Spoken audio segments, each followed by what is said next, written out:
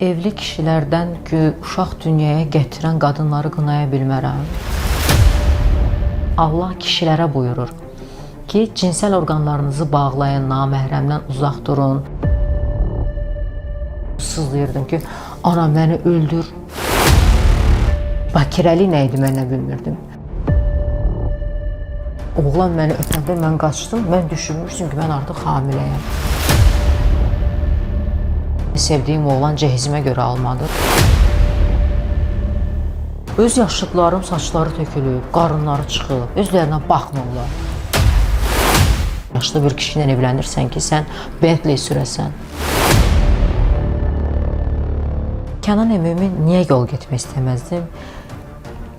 Kişilik xəyalətini qadında günahlandırır. Kişinin xaraktersizliyi qadın məni belə qarşılamadı. Xəyalət xaraktersizlikdir, şəxsiyyətsizlikdir. Könüllü tanışım bu dəfəki qonağı tanınmış model Səmradır. Xoş gəlmişsiniz, necəsiz? Xoş gördük, yaxşı olasınız. Siz necəsiz? Yaxşı. Tənqid olunan modellərdən birisiniz, çox tanınan modellərdən birisiniz. İstər geyimləriniz, istər fotosessiyalarınız. Sizi tənqid edənlər əsasən kimlərdir? İlk öncə deyim ki, tənqidlərə açığam. Çünki insan həyatda səhv edir. Səhv yollarım da ola bilər, səhv davranışlarım da ola bilər. Baxa bilərəm, tənqid edən kimdir məni ilk öncə. Ola bilər ki, tənqiddən nəticə çıxardım və bəzən olub ki, məsələn, yanlış yolda olmuşam, yanlış hərəkət etmişəm, rəfiqəm də mənə tənqid edib. O da mənə o yolun düzgün olmadığını deyirsə, insan oturub düşünür. Yəni, tənqid ayrı, təhqir ayrı. Tənqid edənləri əlbəttə qəbul edirəm. Çünki sonuc olaraq cavan qızam, yeni yetmə dövründən çıxmışam artıq, səhvlər edə bilərəm, insanları səhv tanıya bilərəm. Bəlkə onlar mənə tənqidlə doğru yolu göstərir, ona görə mən qəbul edirəm tənqidləri. Aslında efirlərə baxanda ən çox bu aralar bunu eşidirik də. Evli kişi ilə münasibətim var, evli kişidən uşaq dünyaya gətirdim, nikahdan kənar uşaq dünyaya gətirdim. Elə bil ki, artıq bu açıqlamalar adi hal alıb. Sizin münasibətiniz necədir? Bilirsiniz, qızlar qulaqları ilə sevir, kişilər gözləri ilə. Qızlar ümumiyyətlə bu dünyada, yəni Tanrı qadını kişiyə əmanət yolladı ki, qorusun. Və mən evli kişilərdən ki, uşaq dünyaya gətirən qadınları qınaya bilmərəm. Çünki orada səhv kişinin, tək qadının deyil. Bəzən evli kişilərlə görüşən qadınlar kimlərdir? Atasız böyüyən, ata sevgisi görməyən, psixoloji problemləri yaşayan, şəxsiyyət pozuntusu yaşayan qadınlar, sevgiyə ac qadınlar düşünür ki, bu evli kişi gizli bir şeydir, gizli bir sevgidir, bu məni daha çox sevəcək, dəyər verəcək. Və onlar bu addımı atırlar, xəyallara dalırlar, onlara vədlər verilir, onlara sözlər verilir. Yəni, qadın şirin sözdən aldanılır.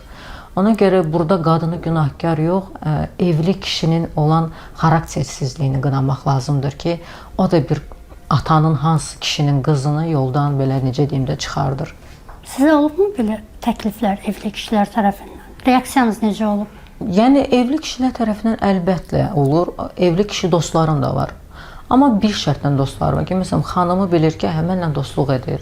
Və ya da zarafatlaşırıq ki, mənə bax, yoldaşım bu gecə mənlə gedir kluba, xəbərin olsun. Mən ona baxacam, nəzarət edəcəm, bax gör, əyri yola gedirmi ya yox. Yəni, belə dostluqlar olur. Amma evli kişi ilə mən münasibətə girmirəm. Çünki travmatik olaraq bu münasibətlərdən qaçıram, sağlam bir münasibət istəyirəm və evli kişilərin, yəni mən artıq ayılmışam, yəni o sözlərə aldanılacaq qız deyiləm, yəni. Son vaxtlar videolarınızı daha çox xanımlar paylaşır və düz deyir kimi təqdim edirlər. Sizcə insanlar indimi başlayıb sizi tanımağa? Çünki belə deyim də, mən 10 il öncə gələndə insanlarda modellik anlayışı yoxdur. Model nə? Model, yəni model sadəcə maket, ət parçası, yəni belə yanaşılırdı. Yavaş-yavaş cəmiyyəti tanıtdıqca, onlar gördükcə ki, həqiqətən işinlə məşğuldur, bir kiminsə ailəsini dağıtmır, bir kiminsə yoldaşına göz dikmir, xəyanət etmir, insanları alçaltmıram, cəmiyyətin dediklərini oturub düşünürəm, dərk edirəm, sonra ona da uyğun davranıram və cəmiyyəti çox qınamaq lazım deyil, çünki biz də cəmiyyətdən biriyik, sadəcə bizim şəraitimiz olub, biz risk edə bilmişik, qaça bilmişik. Bəzən qadınlar qaça bilmir. İnsanlar göbək açıq geyinirdi. Televiziyada göbək açıq xalq artistləri çıxıb. İndiki xalq artistlər o zamanlar televiziyaya göbək açıq çıxırdı. Normal qarşılanırdı. Geyim əxlaq deyil. Əlbəttə ki, mən müsahibəyə gəlmişəm. Bugün burada topik belə vulqar göstərsəm, cinsel orqanlarımı təqdim etmək üçün gəlsəm ki, mən axtarış verirəm, o zaman razı olaram ki, bəli, insanlar düz deyir, mənə göstərirlər. Hal-hazırda işimlə şəxsiyyətimi bir yerə qoyulmasını sevmirəm. Çünki işim bunu tələb eləyir. Ginekoloqdan nə tələb olunur? Qadınların problemlərini həll etsin. Modellərdən də tələb olunur, çıplaq çəkilişlər etsin. İnsan dünyadan nurla çıplaq gəlir.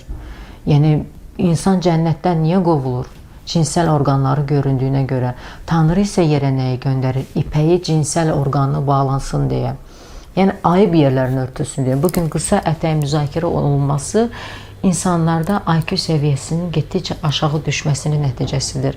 İnsan geyimi deyil, elmi müzakirə edər. Bəs açıq-saçıq geyimlərlə iman arasında bir ziddiyyət hiss edirsinizmi?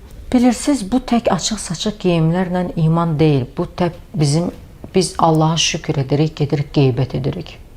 Biz Allaha çox sağ ol deyirik, gedirik kimisə ayırırıq sevgilisindən. Biz Allaha şükür edirik, Allahım biz Allah bəndəsiyik deyirik, kimisi evini dağıdırıq. Biz Allah bəndəsiyik deyirik, qeybət edirik. Başa düşürsünüz?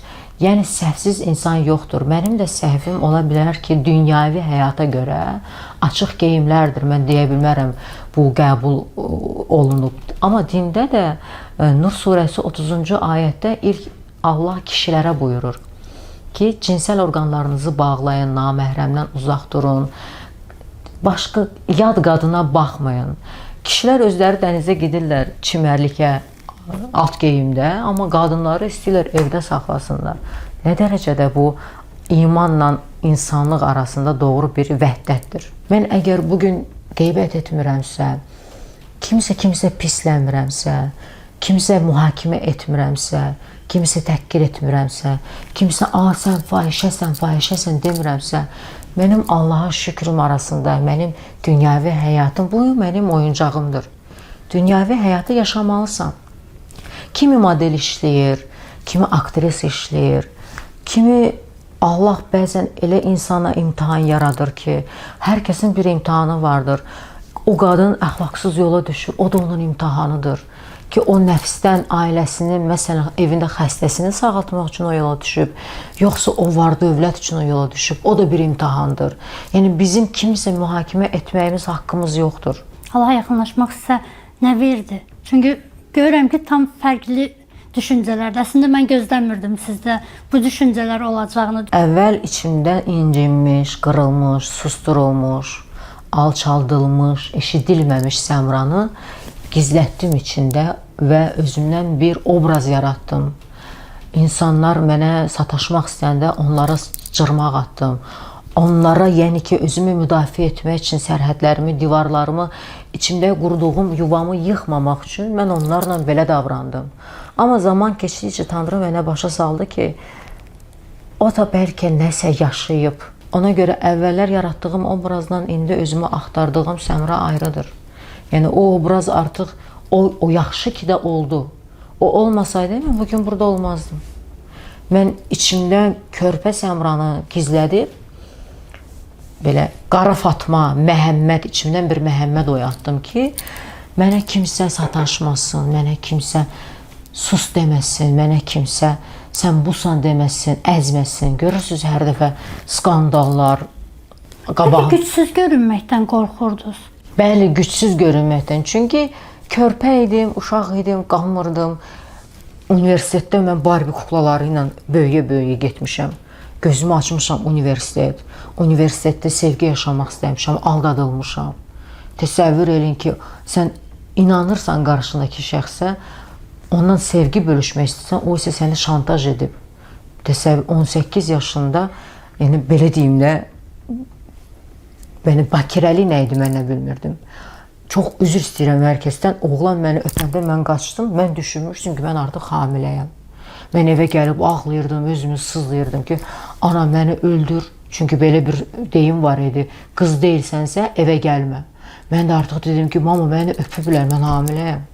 Düzdür, anam getdi, həmən oğlanı parçaladı, universitetə getdi. Çox sağ olsunlar, buradan mən dekanıma da təşəkkür edirəm. Kənarlaşdırılma verildi, mənə çox böyük müdafiələr olundu.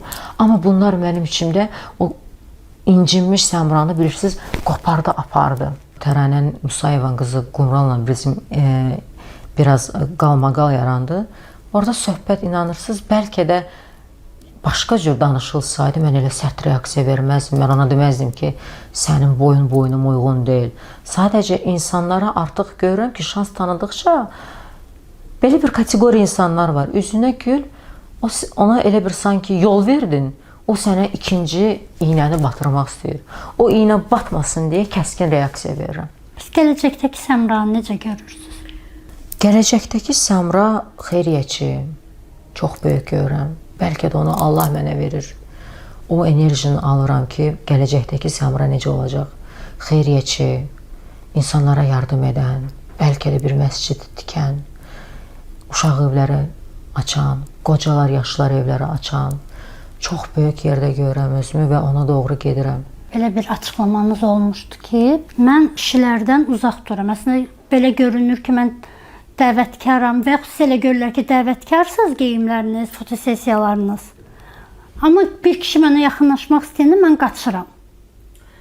Sonra çox sosial şəbəkədə müzakirə olundu ki, yəqin ki, yalan deyir. Mən belə açıqlama verim. O zaman mən belə bir açıqlama vermişdim ki, həyatımda kişi yoxdur. İnsanlar bunu cinsel olaraq ayarqıladı. Başa düşürsünüz, görün insanların beyni hara qədər işləyir. Dərinliyini görmək istəmədilər. Mənim həyatımda kişi yoxdur, o deməkdir ki, mən evli deyiləm, mənə sahib olan bir insan yoxdur, məni qoruyan yoxdur, mən savaşıram tək. Kimsə yığıb hansı kanala demir ki, Səmranın adı nədir, bu videosunu silin və ya Səmranı belə təqdim edin, başa düşürsünüz. Səmranı çağırırlar, xanım kimi çağırırlar, istəyirlər, istifadə edələr. Amma mənim ki, həyatımda kişi olsa, əlbəttə ki, bunlara icazə verməz. Tapşırar arasından deyər ki, yerinizdə oturun. Yəni, mən varam. Başa düşürsünüz, nə demək istəyirəm. Və mənim hal-hazırda şəxsiyyətim olaraq təkliyim, o demək deyil ki, mən kişilərdən qaçıram. Baxın, gözəl xanımam. Əllər baxımlı, idmanla məşğul olan, yoga ilə məşğul olan, musiqi dinləyən, təbiətlə məşğul olan, səyahəti sevən.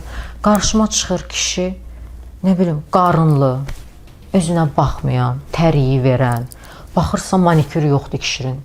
Kişi qadından manikür tələb eləyir ki, qadının əlləri manikürlü olur. Özünün manikürü yoxdur. Və mən kişilərdə maniküra baxıram ilk öncə, bir də bədən ətrinə. Baxırsan, siqaret çəkir, hər kəs çəkə bilər, amma təmizliyi yoxdur. Yəni, yaşım da elə yaşdır ki, 30 yaşı keçmişəm, 32 yaşdayam.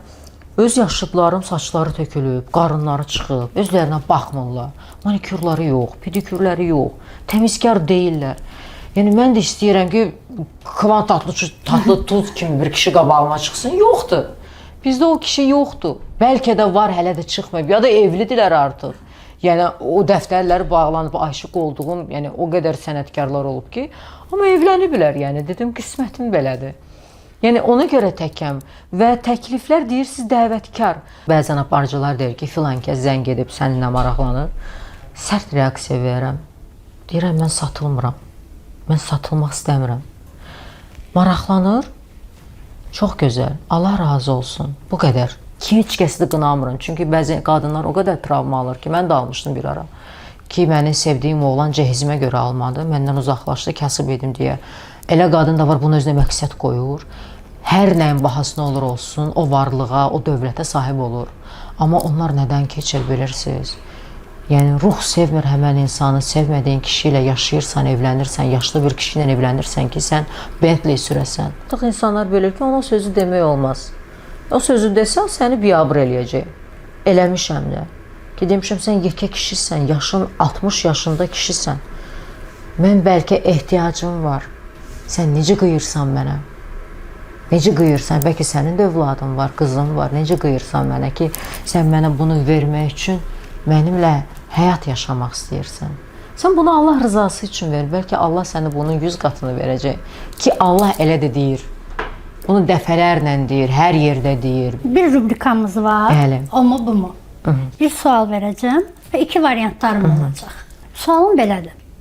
Gəmi ilə tətilə çıxsaz, bu məşhurlardan hansını sizinlə getməyini istəyərdiniz? Talih Yüzbəyov, Rüstəm Cəbrayılov. Talih Yüzbəyovla getmək istərdim. Bəli. Çünki qəribə dünyası var. Xoşuma gəlir. Talih Yüzbəyov yoxsa Evli deyil. evlidir? Yox, evli olmayan. Evli kişilərlə yol getmək istəmirəm. Talih Yüzbəyov yoxsa Turqay Cəfərli? Turqayı tanımıram. Əslində Talihi də tanımıram. Amma qoy Turqay olsun. Turqay Cəfərli, Zaur Kamal. Zaur Kamal çox dərin insandır. Çox qəribə insandır. Mən onunla qalmaqal yaşadım. O insan mənə güldən ağır söz demədi. Mən onun kişiliyinə bayıldım. Yəni onun belə məni mühakimə etməməsi, səhər verilişə dəvət etməsi. Yəni insanlar qınayır ki, niyə belə davranır, amma əyləncə proqramıdır. Mən onunla yol getmək istərdim. O maraqlıdır mənə. Zaur Kamal, Azər Aydəmir. Bu səfər də Azər Aydəmiri seçim. Onun da qəribə dünyası var. Frekanslarımız uyğun olar məncə. Bir-birimizdən öyrənəcək çox şeylər olar. Azər Aydəmir, Zamiq Hüseynov. Zamiq Hüseynov. Bütün kişilərdən yol getdim. Qoy olsun Zamiq Hüseynov. Zamiq Hüseynov, Kamran Ağabalayev. Kamran Ağabalayevlə hal-hazırda çox dərin frekans yaşayırıq. O mənim ruhuma toxunmaq istəyir, ruhumu görmək istəyir və istərdim ki, ruhumda olan açıqlıqları o insan tanısın və o gəmidə o Kamranı görmək istərdim. Kamran Ağabalayev, İlqar Əliyev. Kamran Ağabalayev. Kamran Ağabalayev, Hikmət Rəhimov. Yenə də Kamran Ağabalayev. Son olaraq Kamran Ağabalayev, Kənan Əmin. Kənan Əmim bütün günü qadınları müzakirə edir. Kənan Əmim əslində bizim çox o vaxtlar yaxşı dostluğumuz oldu. Sadəcə efir xatirinə bir qadını əzmək mən kişiliyə yaraşdırmıram. Və Kənan Əmimin niyə yol getmək istəməzdim? Kişilik xəyanətini qadında günahlandırır. Kişinin xaraktersizliyi qadın məni belə qarşılamadı. Xəyanət xaraktersizlikdir, şəxsiyyətsizlikdir. Xəyanət edən insan Allaha xəyanət edir, qadına etmir. Özünə xəyanət, öz bədəninə, özünü çirkaba atan insan. Mən gedim bugün adam öldürüm, deyim sənsən günahkar. Mən gedim kiməsə bədənimi satım, deyim sənsən günahkar. Necə insan öz günahını qarşındakına ata bilər? Başa düşdünüz nə demək istəyirəm? Ona görə onun yanaşmaları, bəlkə də hansısa qadından qəlbi qırıqdır, bu qədər o qadınlara qarşı mühakimə edir. Ona görə ikinci variant kim idi? Kamran Ağabalayev. Yenə də Kamran Ağabalayev. Mən heç o kişinin qadınları qınadığını görmədim. İnsanların dərinliyini görən insanları seç. İnsanları mühakimə edən yox.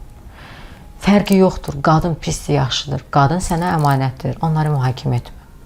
Ya qoru, qoruya bilmirsənsə sus keç.